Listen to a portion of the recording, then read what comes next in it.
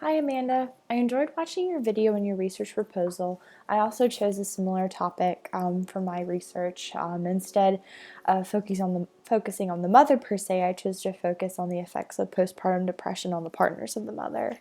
However, I really like that you made sure to consider the mother's own personal history of depression as well as her family's, as both play a huge part in determining an individual's likelihood of developing depression and postpartum depression too in their pregnancy. Um, in a study by Shivaka Kumar et al. 2014, several barriers and predictors were found that help to determine a mother's likelihood for developing postpartum depression. According to researchers, the lack of mental health care or confusion about how to navigate such health care was a major factor in women not receiving help for their depressive symptoms.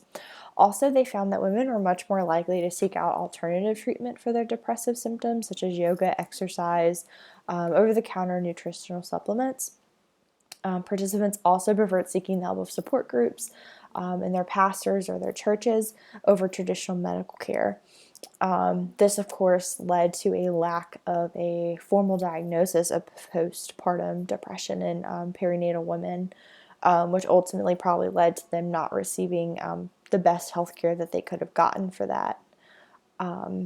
One of my favorite Bible verses about depression has to be Philippians 4:6-7.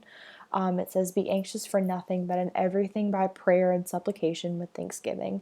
Let your requests be made known to God, and the peace of God, which surpasses all understanding, will guide your hearts and minds through Christ Jesus." Of course, this is much easier said than done, but I'm kind of a firm believer in that through developing healthy coping mechanisms and seeking out the proper support through family members and loved ones, and maybe your local church or support groups, and just trusting God through it all. Definitely, depression, anxiety may not be cured, but can definitely be treated.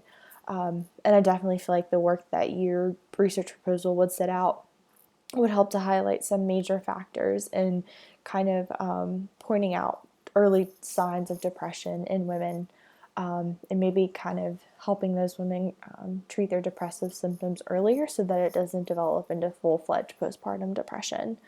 But I really enjoyed viewing your research proposal, and look forward to seeing what your research comes out with.